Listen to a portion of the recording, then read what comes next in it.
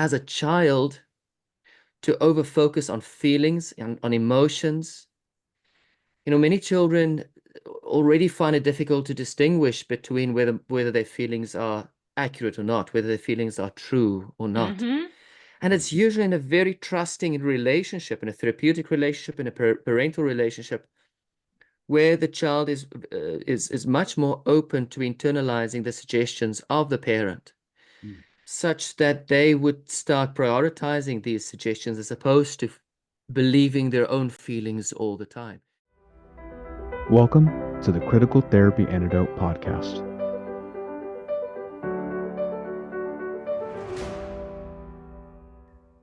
Welcome, everyone. We're back, and we're continuing our discussion of the book, Bad Therapy, Why the Kids Aren't Growing Up by Abigail Shrier. You may recall that with our first episode, we covered the introduction and chapters 1 and 2. And we're happy to continue our discussion with my two colleagues, Christine and Michael. Hello, you two. Hello. How are we doing? It's good to see you again. No, I'm very excited to continue our discussion and to be a bit, to pull it apart. Maybe there's some legitimate criticism of some of the points. Maybe there aren't any. But how about we jump right in and just going to do chapter 3. Michael, you're on chapter 3, right? Yes. So chapter 3, let's talk about some bad therapy. All right. Good. Which is the title of the chapter. And in this chapter, just to give a brief synopsis, I think what we'll do is, of course, we'll go over each of her points throughout the chapter. She broke the chapter down into 10 steps of what bad therapy and what just kind of bad caretaking as far as helping children navigate their emotional states, their daily living looks like. And the first step that she starts with is step 1, teach kids to pay close attention to their feelings.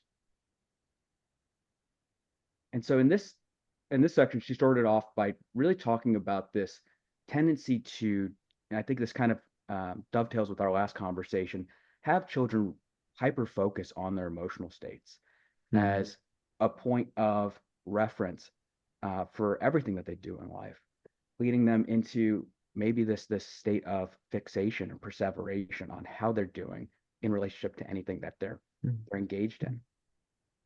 And what I was wondering for you guys is, as you were reading through this, what was your sense for this step? Because, often in our field, a lot of what we do is wrapped around helping somebody gain a healthy access to their emotional state, where the idea is kind of set in advance. The individual knows what we're kind of, if we're doing this responsibly, knows that we're going to be going into this space and we're going to be doing this together. But the way that she's describing this chapter is more of again, in that group dynamic, talking a little bit more about those emotional check-ins as well. But it seems that there doesn't seem to be a whole lot of informed consent as the way she's describing it for these kids. There doesn't seem to be a lot of, hey, here's why we're doing this. That I don't get a lot of that depiction. I wonder if you guys had the same sense. Yeah, absolutely. I think there isn't a lot of that informed consent. I think what I also found was very poignant in this chapter is, she kind of talks about these experts in the field that she's traveled around and interviewed. And one particular point I think that was very fascinating for me was discussing the fact that we use the word or the feeling of being happy as a measure of how we're doing. And we kind of teach kids to do that. So it's sort of like nobody can be happy every second of every day. And for the most part, at any given moment in a day, if you ask somebody how they're feeling, the word happy doesn't necessarily come to the forefront. And what I found so fascinating about that, I personally had a therapist I used to see for many years who had a really strong lenience, really strong perspective about this, and also used to kind of talk about the difference between happiness and contentment. And so I think she starts to lay out the expectation right away that we expect to get to a point of happiness to where we're happy all the time. And children can't necessarily understand this concept that it's not natural to be happy all the time. The natural state maybe can be contentment, or it can be, of some sort of peace, or in general being fine. Actually, just the word fine is Mhm. probably more likely where people are most of the time. But the expectation of happiness, and for that to be what we lead with, is just not, it's not realistic, it's not possible, and it's not something we should expect to be teaching the kids. And I think that's one thing that popped out for me right away. Jaco? Yeah. You see, my thought around this was that there's a method to introducing feelings, and certain feelings ought to be repressed. There's a period of time, especially in a child's life, where certain feelings are repressed, and it is just fine. It's during this time when they learn different other skills. They imitate their parents and friends and superheroes.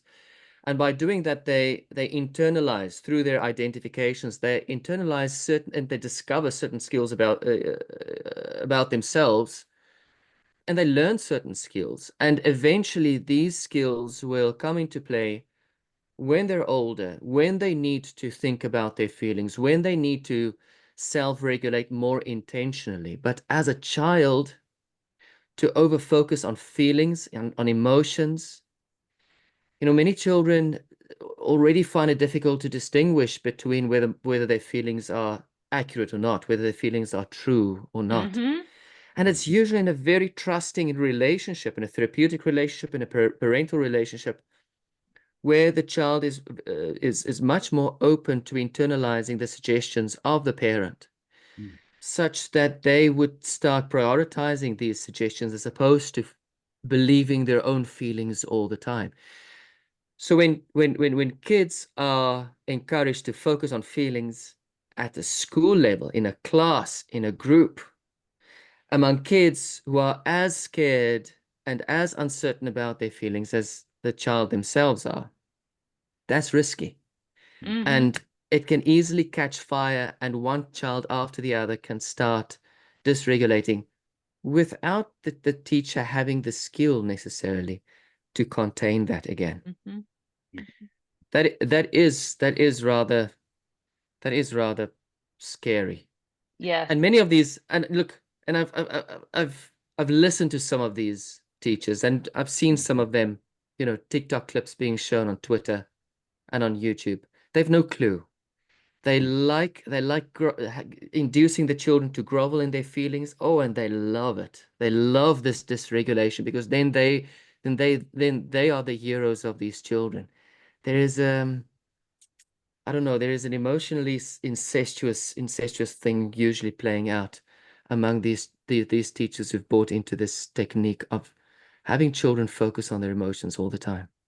Mm. Yes, certainly. And the Mm, sense that you're doing the right thing by evoking an emotional state from somebody, as though it's a morally virtuous stance to hold as a teacher, Yes.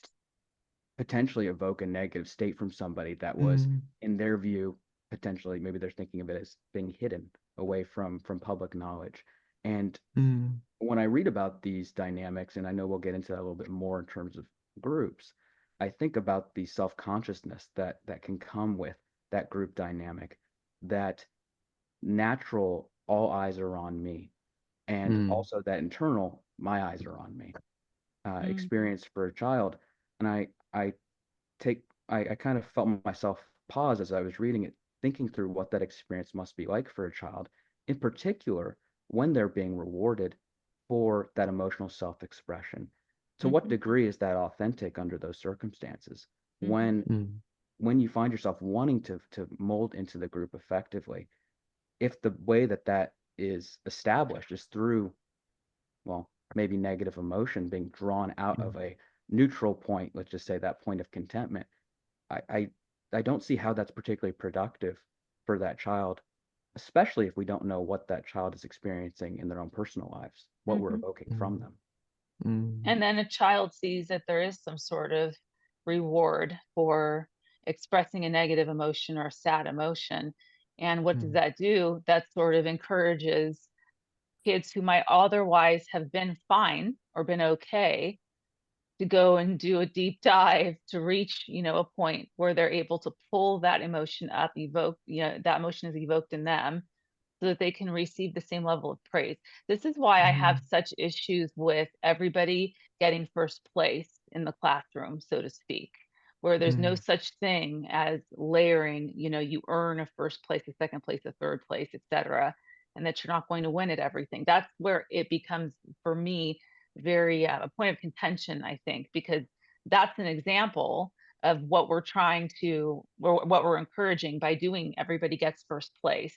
And that in and of itself becomes um, disingenuous, to use that word, and also harmful. I would go so far as to say that it's harmful.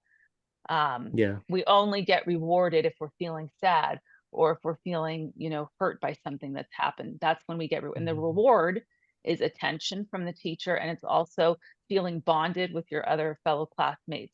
So acceptance from your peers. That's another Yeah. reward that's received. Mhm. And you I almost, like what, I'm sorry. oh, please, please. What she says here, a rich emotional vocabulary can help children describe their feelings. But many of our therapeutic interventions with children go far beyond supplying one.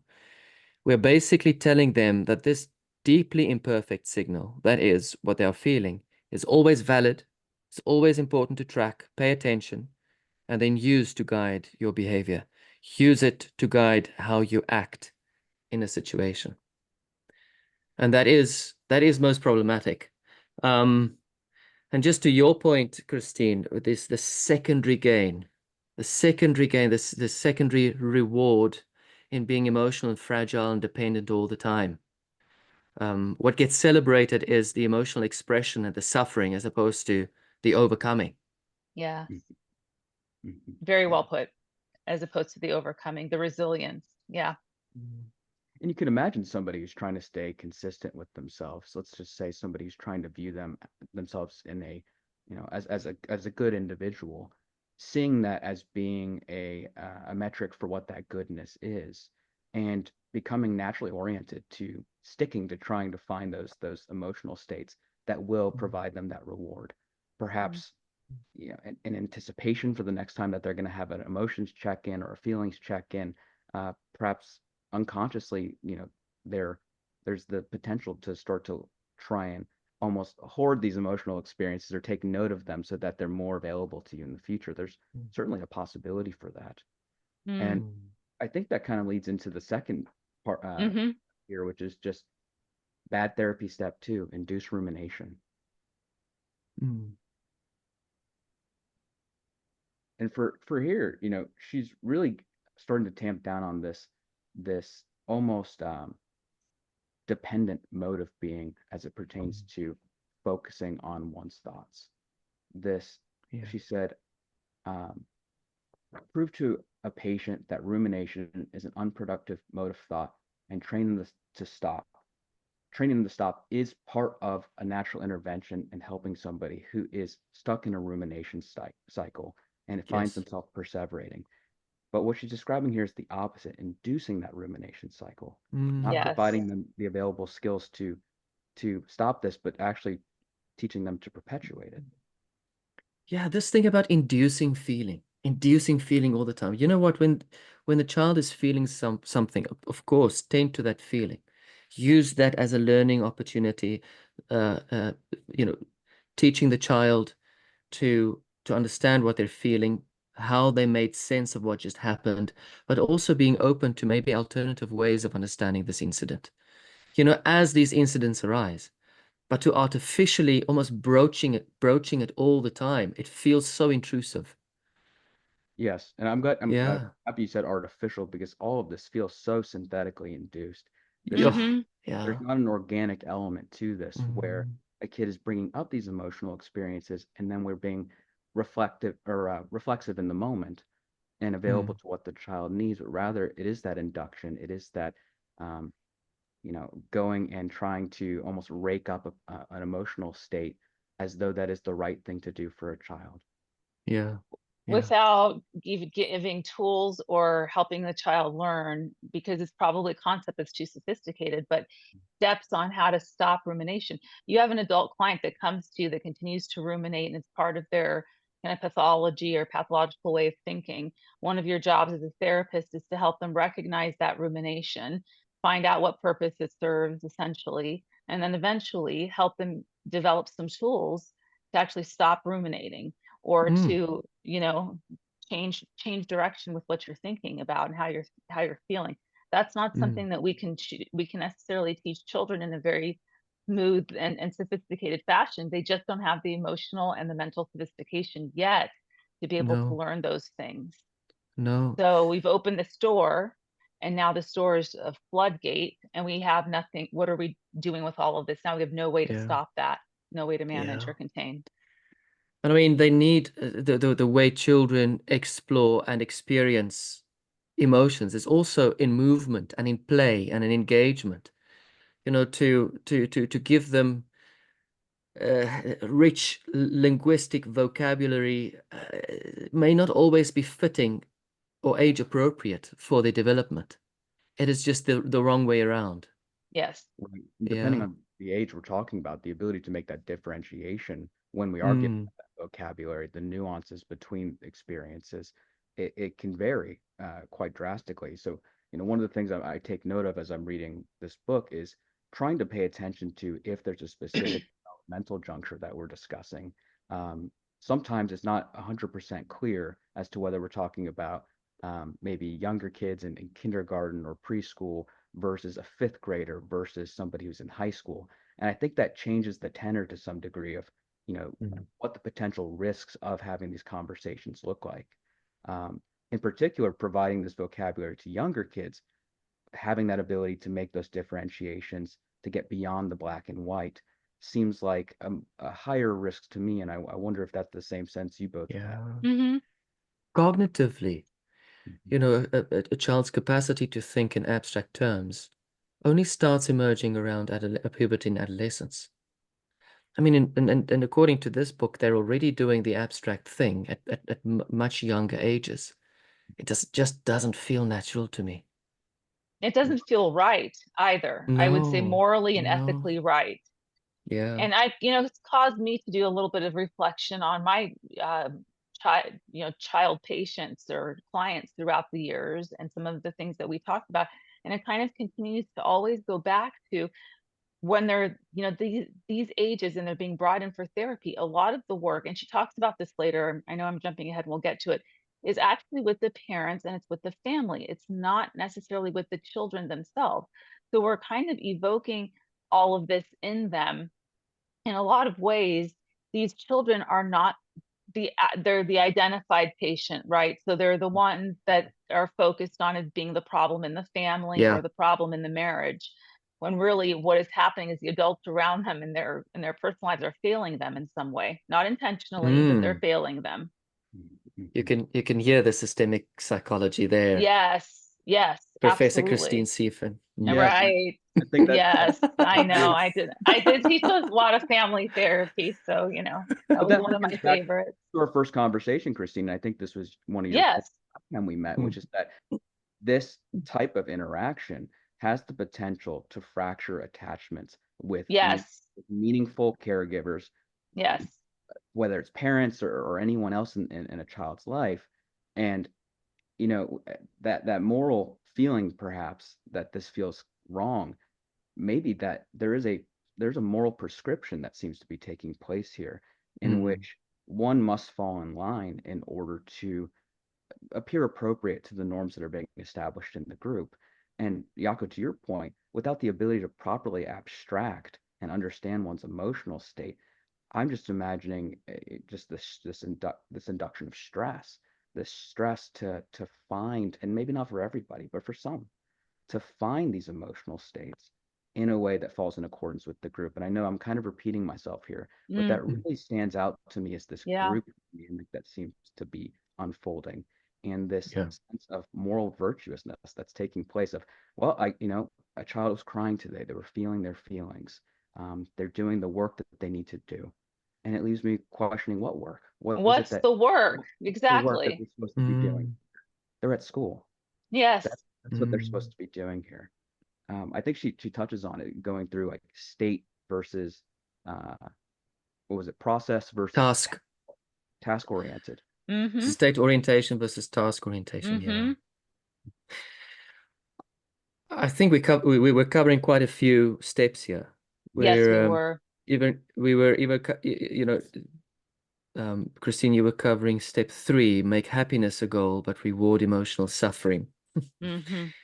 Mm-hmm. And 4, affirm and accommodate kids' worries. And this is also another issue. This thing about anxieties. Oh, and you hear it sometimes.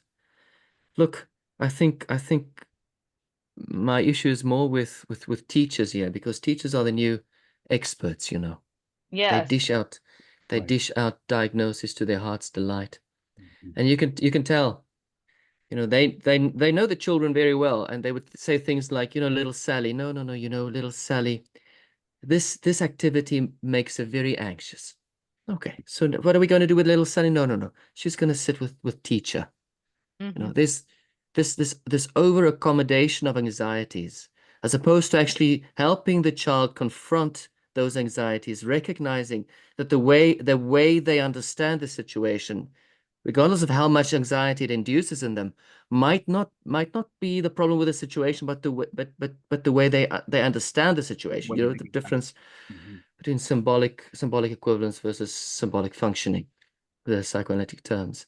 But that happens in practice. That happens when you're orientated towards helping the child overcome, as opposed to just being stuck in a state of suffering and dependency. Mm-hmm.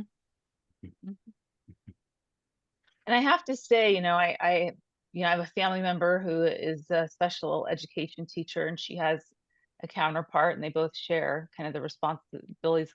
Children are in each classroom for different, periods of the day. My family member's approach is they're getting anxious. You work through the anxiety. They're not going to get to sit out and to sit with the teacher and to just kind of, self-soothe and whatnot, but they're going to actually work out that anxiety through actually completing and doing the project and working with the class on that. The other side, the other counterpart, tends to say, why don't you step away and come with me and we'll hang out and we can just skip the whole thing. So which class Yes. do you think tends to do better? The ones that Mm, which tend to learn the most? It tends to be the class that they have, and they have the least amount of emotional outbursts and problems in this class too, is the class that has the same expectation all around, that you're going to have some feelings that are uncomfortable around an activity or a particular project, but you're going to work through that by doing the assignment. And what's the worst that can happen here, right? If you don't get it mm, right, we can do it over again. I'll answer your questions, whatever. mm, There's mm, ways and tactics that teachers are supposed to be or trained to have been using, that for some reason have now started to fall to the wayside here. And it's no longer the kind of education that I grew up with. And I would imagine either of you two, you're not too far in age away from me, I don't think, grew up with either.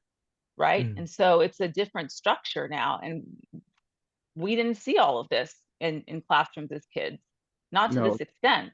avoidance certainly wasn't the way to get through assignments for my That memory. wasn't the way, right? It wasn't the way that, and affirming, and this kind of, I guess, goes to that step 4 of the affirming and accommodating, I guess, Mm, the worries, which you might have mentioned, Jaco, a second ago, mm, which is, mm, that's the difference between the class that's doing well or does better and the child that actually learns versus the ones that don't.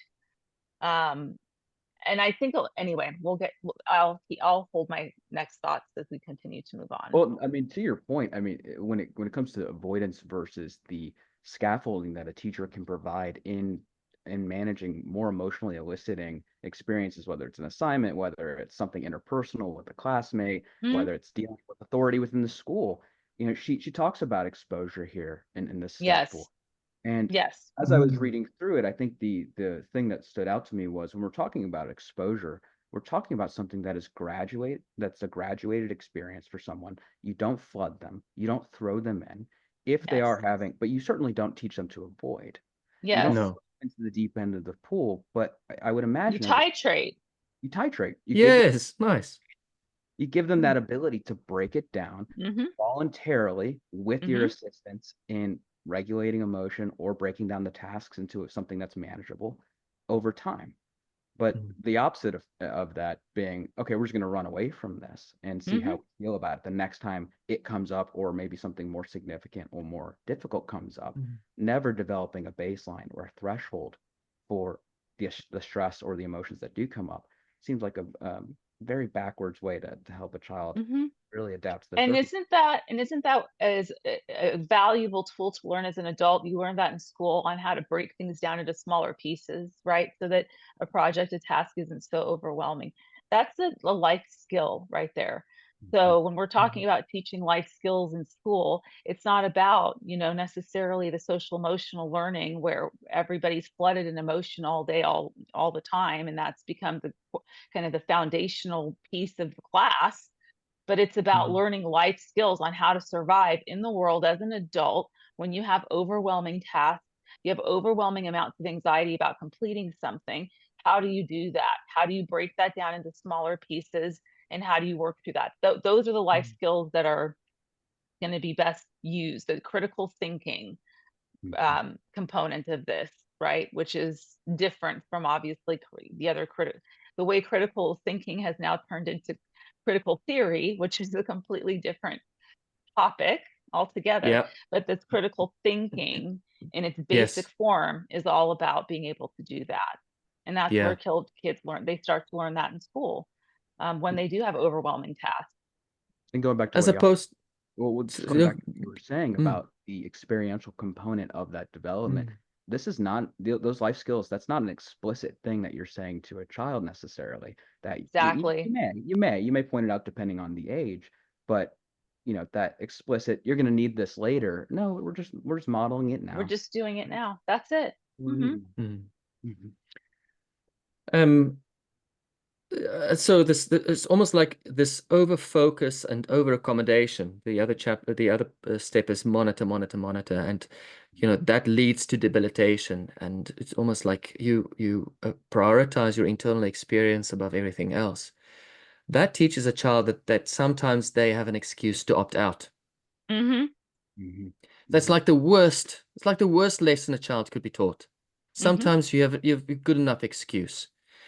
And it goes actually nice into steps 6 and 7. Dispense diagnoses liberally, because I've seen, especially with the most recent cohort of this current emerging generation, they love diagnoses. And what diagnosis serves to them is different from what it serves to the previous generations, except among certain severe character pathologies among the previous generations. And that is to distinguish between diagnosis as an explanation versus diagnosis as an excuse. Yes. Mhm. Mhm. Mhm. Because remember, in a setting, in a therapeutic or a quasi-therapeutic setting in schools where certain experiences could be used as an excuse to opt out, that already primes them to use diagnosis as an excuse to opt out of certain duties and responsibilities. And we see that play out Certainly, and almost couple that. everywhere. It is Mhm. so. The one of the trigonometry lads once related his experience with some comedian who had suffered a breakup, and the comedian was supposed to appear in front of an audience, and the guy was panicking, and he came to the I think it was Francis Foster. He came to Francis and said, "I don't think I can do it because of my mental health." That was never a thing when I grew up. You can't do it because of your No. mental health. So you're having a hard time? Yes, okay. With your hard time and all, you do what you're supposed to do. You Mhm. go do it. And if you suck, maybe it's gonna be terrible. Maybe you're not even going to suck. But you know what? You're going to survive that too. By Yes. doing it, you will. Doing This it, you thing Yes. because of my but this thing about my mental health, jeez, it's a scourge. It's so scourging, and unfortunate. as she Mm. says in the book, I mean, she explicitly states that it's demoralizing. And I was thinking, Yeah. Yes. when she was describing it, I was thinking back to a definition from Jerome Frank, who, when he described demoralization, and maybe I should read the quote, directly from the way that he described it, which he described demoralization as a state of mind that ensues when a person feels unable to cope with the problem that he and those about him expect him to be able to handle. And beyond that definition of what other people expect, I think there's been this internalization of I expect that I can't handle it. And to your point, there's this natural anticipation that takes place when you know you're going to be involved in something meaningful or something where maybe you're a little bit more on display than usual. And that is not necessarily a sign that you need to opt out. That might be a sign that there's something to be achieved or to be learned here. Mhm. And it may not be abundantly clear in the moment, but once you engage in that task, it whatever it was that you could derive from it or were supposed to derive from it, if that's one way, if somebody's more predisposed to think about it in terms of destiny, you're cutting yourself short of that opportunity. Yeah. And it is in the actual engagement with a difficult task that you give yourself the opportunity to also psychologically modify your experience of it. In the engagement, as opposed to withdrawing, and maybe never engaging in it again. Mhm. Mhm. I'm just mindful of the time. So how Yeah, about we cover we'll continue. just the 2 points? Drug them. And This encourage. other Yes. step to share their Yes. trauma will be discussed in social emotional learning. So Yes. drug them and family alienation. Yes. How about we think about those two? Yes. Family alienation. And we touched on this last time, as you mentioned, Michael, this idea that, I think this relates, and she even says to encourage young adults. So we're talking about now kids that are a little bit older. We're talking about young adults, maybe in their 20s, let's say 18-ish into 20s, mid 20s, that would maybe be young adulthood. Yeah. And she's talking about, that encouraging these young adults to break contact with this word toxic family, and the word toxic being overused in a sense, so that any kind of behavior or action that deviates from what we would perceive to be perfect or perfection becomes toxic, rather than just variations, perhaps, in the way people communicate, variations, perhaps, in the way people are built or how they function. It's all considered toxic. And this idea that you need to cut the toxicity out of your life. She made an interesting point. One of the examples that she uses, and I think maybe it's later in the book, but she says, you have an argument with your mother, or something comes up that you're having a disagreement about. You don't just say, you know what, you've been toxic my whole life and you continue to do this, therefore I'm cutting you off, and you cut them off and you walk away. You hash it out, maybe even have an argument about it, maybe even hang up on each other, then call each other right back and say, okay, you're still going to pick up Jimmy from school at 3 o'clock today, right? Thanks, Mom, I appreciate it. And that may not be the way you want to have a relationship with a parent, perhaps, but the idea behind it, and I think what she's getting at, ties back to what this step is about, which is that we're over pathologizing what's happened in our lives between us and our parents and our main attachment forms. We're over Yeah. pathologizing to the point that this word toxic now starts to show up, and we end up cutting off what are actually really solid and dependable attachments. Maybe they're not all healthy all the time, but they're definitely dependable, and they're definitely attachments that we do need in some form, in one way or another. And those end up getting cut off, again, for things that are maybe variations in how people respond to stress and how people communicate their response to stress or disappointment, or perfectionist ideas, etc. And so that whole idea of cutting off those relationships, because this word toxic, it gets thrown around a lot now. It's very common, as I'm sure you both hear this all the time, where, well, that person's just toxic and I'm trying to remove the toxicity out of my life. That's the new best, exciting, trendy phrase, is I'm trying to remove toxicity. But what is the toxicity actually? Is it that an expectation of perfection that you're not receiving from somebody?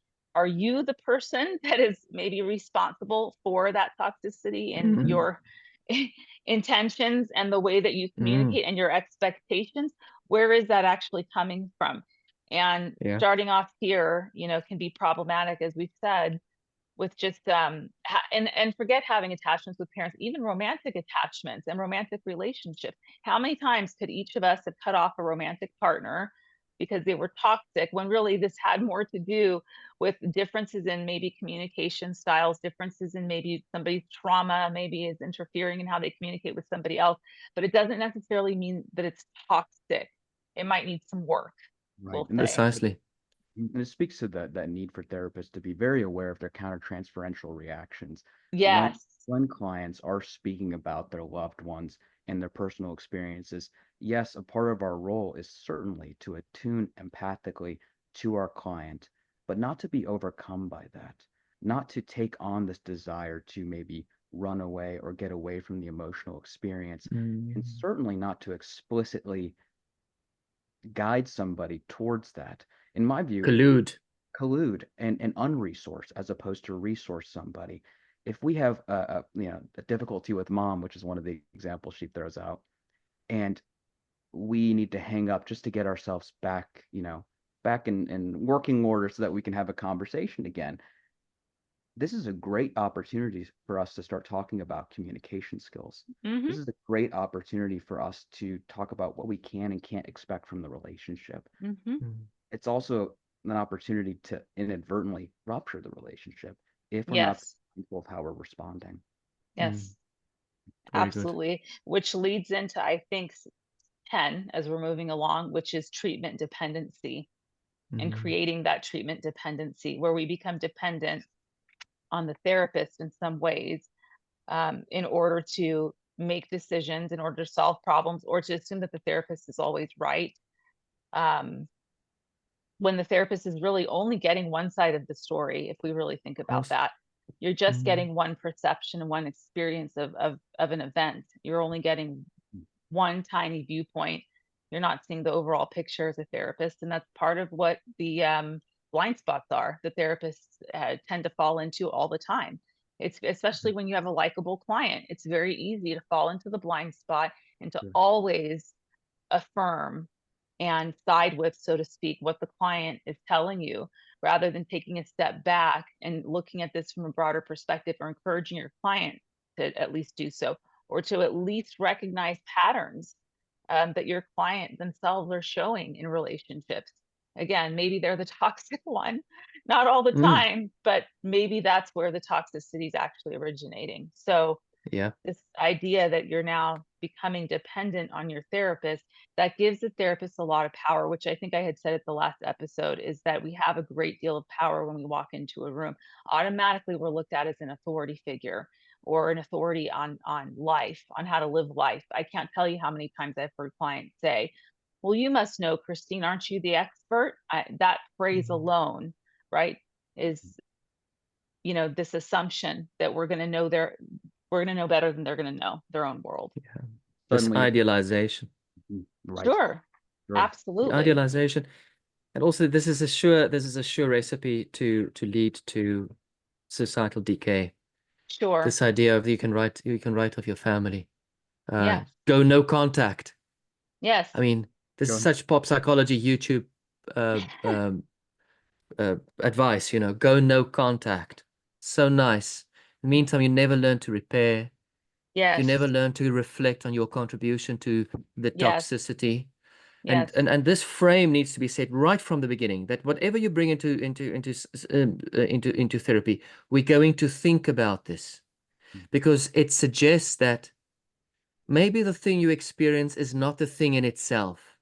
Mm. Maybe it is your experience of the thing. So how about we Mhm. see how your projections and your interpretations have played into this experience that you're so tortured by. Yes. And that is, that is how you start skilling the person, upskilling the person into reflecting about, interrogating their own experience as opposed to just participating in it. certainly is this is this experience being run through a conditioned perceptual filter that Mm, over time you have learned to be the case in your relationship. You've learned that Mhm. this is your dynamic. And so now we're mm, not able to make those differentiations of when that dynamic is taking place and when it's not. And so we'll opt not to make the error of the potential for the negative thing we don't want to happen here.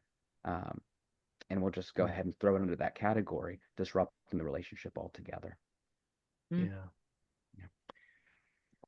Okay. So I guess we'll move Social into emotional learning. maybe, chapter 4 and get back to, we kind of started talking here about adults a bit, so we'll get back to the kids again and what social emotional learning is really about. It sounds very lovely on paper, that, you're giving a child a holistic experience in school, that that appeals to their interpersonal skills, developing the sense of self and all of that. But what it really is quite the opposite. As we talked about in the previous chapter, so social emotional learning is really about bringing therapy into the classroom. And it's in bringing therapy and therapy model into every class in the child's day, so that even classes like math can turn into a social and emotional learning experience, versus learning math and learning how to divide numbers and learning about equations and whatnot. The social and emotional learning kind of eclipses all of that and becomes more important. So that if math is difficult, then that means it's triggering. And here's that word again, our favorite word now, the T word, the triggering. Then we have to stop and sort of look at what the emotional responses around math and why it is so hard to maybe focus on math, and what we might be able, what feelings it evokes in us. And that's a lot of what social and emotional learning does. It interrupts actually teaching and learning and puts the attention right back onto the emotional experience of learning, or the emotional experience of having to work on a math problem or some other problem in class that's very difficult or challenging, or maybe overwhelming. And we're supposed to be, I mean, part of life is to be challenged. This is the way that it is. And teaching our kids that is important. But when we move into social and emotional learning, that all gets put to the side, and the child's emotional and mental well-being comes first. And that would be where this could be a huge selling point for some parents that don't understand that what you're doing is you're evoking and bringing up all of these different kinds of feelings around kids that maybe don't belong in the classroom at that moment, on that day, at that time. They're maybe need to be placed on hold for a different time, because your child is at school to learn and to grow and to develop some life skills and to be able to do a math problem and to be able to read. And a lot of the times the social emotional learning comes with these toolkits that teachers are given. So they're given interventions that would normally be performed by therapists or psychologists in a therapy space, whether that's a group therapy room or that's one-on-one. But the teachers are given these interventions to practice on kids, and they don't have the skill set, they don't have the experience, they don't have the knowledge or the expertise to actually be using these kinds of interventions. But they're given in a nice little handbook to the teachers, and they can refer to them with little examples and try to, implement these interventions that can be very harmful. And that she starts off with kind of the idea of the emotional check-in to begin the day, and where that's problematic.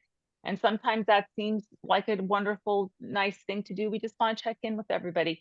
But what it turns into is, well, I'm not happy today because I got into a fight with my mom in the car on the way to school. So now the entire circle becomes about, people being frustrated, what happens when when you get into an argument with your parents, and what happens. And then that brings up, well, I'm mad at my parents because, they're screaming at each other every night and I can barely study. And then that brings up some other kid's issue with, my parent is marrying somebody that I can't stand and I'm going to have a stepmother. None of this is conducive to the learning space in the classroom, but that's what these emotional check-ins can bring up, or tend to bring up, which is what's problematic about them. And go ahead if you'd like to jump in, but she kind of goes into, even the overuse of school counselors during the day, and how they can be very disruptive to a child's, learning process. But jump in, Jaco. When I read this chapter, I just felt like it's very intrusive. These teachers are primed to pathologize. They monitor you all the time, and what they say to be true has to be accepted as true, because they pretend to be the experts. So if they tell a parent, your child is way too aggressive and your child's not behaving well. And this is just a very adventurous little boy. It feels like parents don't really have a foot to stand on because the Mm-hmm. teacher said that this boy is problematic. Yes. In the meantime, this might be just a very controlling teacher, and this little boy is a bit, maybe a bit challenging to the teacher's authority, and that this teacher wants some extra muscle to get the boy, tamed Mm-hmm. and to step on the leash, and then maybe to dish out a diagnosis. It just felt to me very, very intrusive, and it's almost like this I wrote here, constant surveillance, possessive mothering on steroids. Yes. It's Yes. just too much. And it does bring up the diagnosis, because ADHD, how many times do we hear now the amount of kids that are diagnosed with ADHD? Is that an accurate number of kids that all of a sudden now have a pathological ADHD problem? Or is it that we're overdiagnosing because, yes, little Billy over here happens to be more rambunctious and needs a little bit more stimulation than what they're getting in the classroom?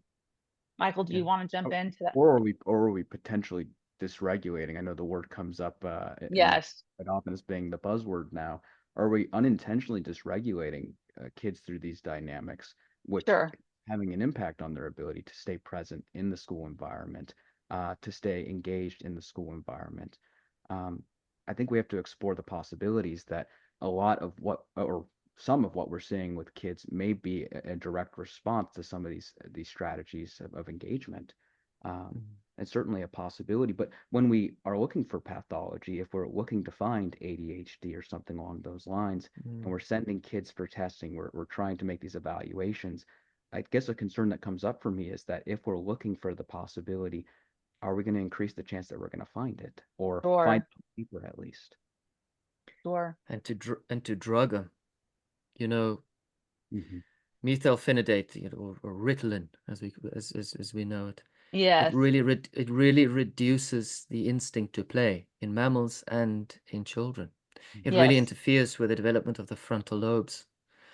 Uh, and a child that's never learned to play, it's in play that they learn social skills, that they learn, Jaak Panksepp says, in play, there's also got to be care. There's also got to be panic, he says, because in care, you gauge your interaction with the other person so as to not overwhelm them so that they can keep playing along with you. And also panic in terms of attachment. In other words, you value this attachment of your body. You want friends.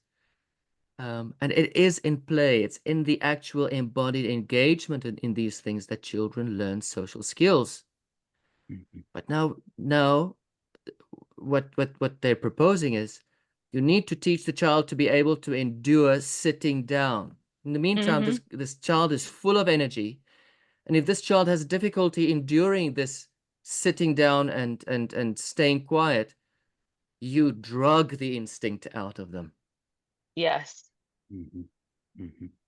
And that And came what up in Jaak the Panksepp, previous chapter. Yes. what Jaak Panksepp also, yeah, he recently had a bit of a CPD course. What Jaak Panksepp also points out is this, in many cases, this creates drug craving, a Mm, heightened drug craving when these children grow up mm, and become adults. Maybe not addicts, but mm-hmm. heightened drug craving. Why would you Sure. want to burden a child and even an adult with that, as opposed to just being being a better teacher, doing the natural Yes. thing?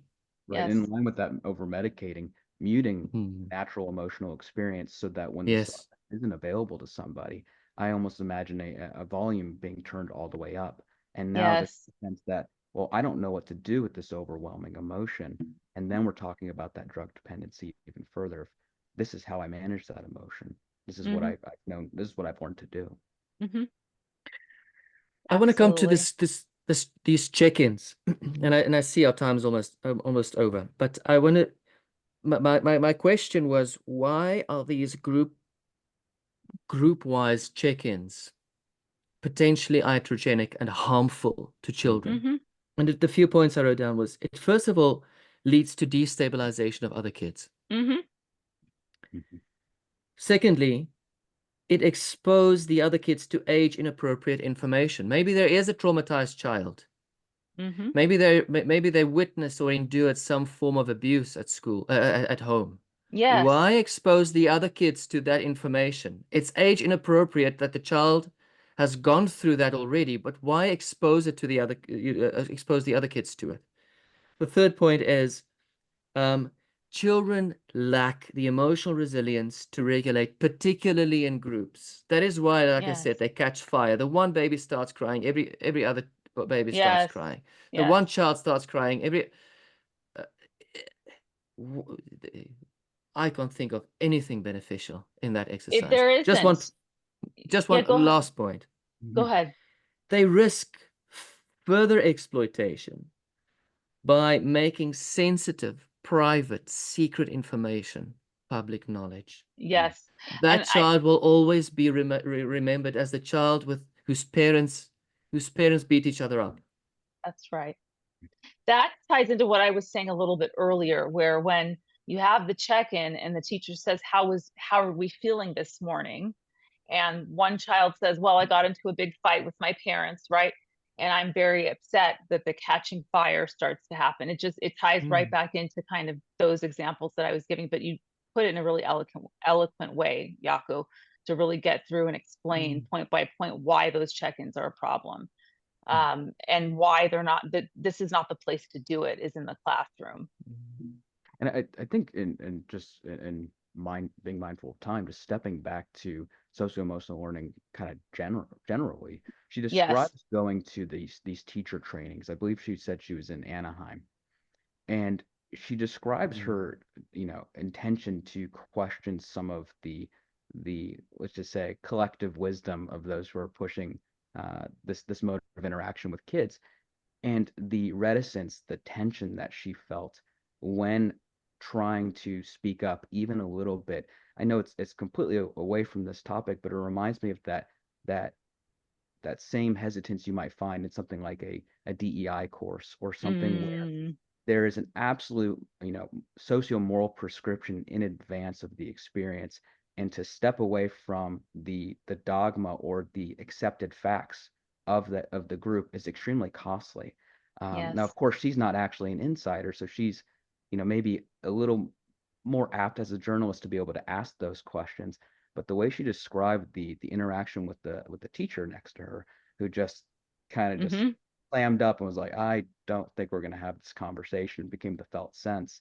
Um, I think that speaks to why these potentially, I mean, we're all looking at it as though it's inherently negative to check in on children's emotional states. And I don't think actually we're all looking at it that way, but we could. It'd be very easy to. And taking a step back, if these folks can't have an honest and open dialogue with one another about what it is that they're actually doing, where they're overstepping, where they're over encroaching, where they're potentially making mistakes, I don't see this as being something that can become a net positive.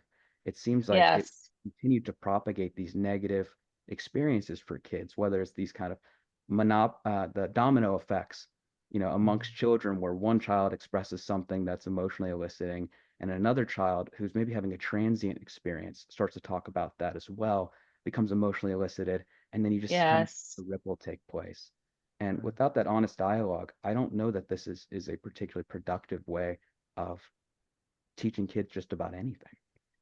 It really isn't. And, she pointed out here, I live in California, so I thought this Mhm. was really interesting that she pointed out a bill that passed in 2022 in California, to put $50 million back into hiring of additional, she calls it squadrons of social workers and mental health professionals in public schools, which means the amount of exposure that children already have in school to go to the counselor or to seek out mental health services during the school day has just been quadrupled now, or however many times, over, specifically in California. But California, if you're here in the States, we tend to set trends. The state of California does, and it tends to be looked at as a model in how some other states, run certain division, just because we're very big and we have a lot of industry here and whatnot. So that's, not important. for the moment. But what is important is that if California is going to start doing it, it will Mhm. likely spill over into other states, eventually catching on. Maybe Florida, I think, is one of the states that has pushed back against this, which is, we're thankful for that. But that's only one piece of the country. We have a lot more going into it than we do departments of education saying, wait a minute, this isn't for us. It's going the opposite direction. They're putting more money into these kinds of programs. And that's important. And for anybody who happens to be listening that's a parent that wants to know what's going on with your school, pay attention to what happens at school board meetings, because this is where you find this information out. Pay attention to what local news says. This is where you find out where this money is going and what it's going to. And it sounds wonderful on paper. Oh, we want to make sure everybody's mental health is on track. But as we've been talking about for the past hour, we've just named some of the limitless reasons why it's a problem to actually have this type of education happening in the classroom. And Just so I think that's very scary. Yes. just one last thing. What are you guys making of what I call psychological kidnapping? Spying on parents, Oh, yes. interrogating Yes. parental regulation, the parental norms and rules. What do you guys think of that? Well, Michael, I'll let you go first. Sure. I think what immediately came to mind was the description of a teacher continuously, essentially following a child to lunch to check in and build this level of rapport. Um, Sounds very familiar in terms of another way in which people interact with children that we usually see as a net negative, this grooming process by which you're going Yep. to lunch every day. Grooming. That's the word. It's Couldn't get away grooming. without It's saying, very Maoist. It's It's also very grooming. Maoist. and you're Yes. And very grooming. Marxist, by the way. And Marxist, Absolutely. yes, yeah. I will Which get you she to talks say, about in the yes, book. she does. Yep. She does. This different variant of SEL, a Marxist variant, but this continuous joining the child in hopes that they will open up to you under a false assumption of the nature of the relationship, which is, to my mind, is your teachers coming in. This is your teacher. You've maybe as a child you're taught to, have deference to that authority figure and to see them as a safe figure. And over time, you're sharing with them things that otherwise you wouldn't have if they hadn't Yeah. taken that time to build that relational rapport with you. And then on top of that, including these school counselors in who are evaluating and having these, what I was wondering about is to what degree, and I know we don't have enough time to get into it, within these dual relationships between school counselors and these teachers, in what ways are things being expressed to teachers, and in what ways are teachers informing the school counselors in terms of they're going to engage with the kids? And Yes. just this I just kept feeling this apparatus of It's an of apparatus.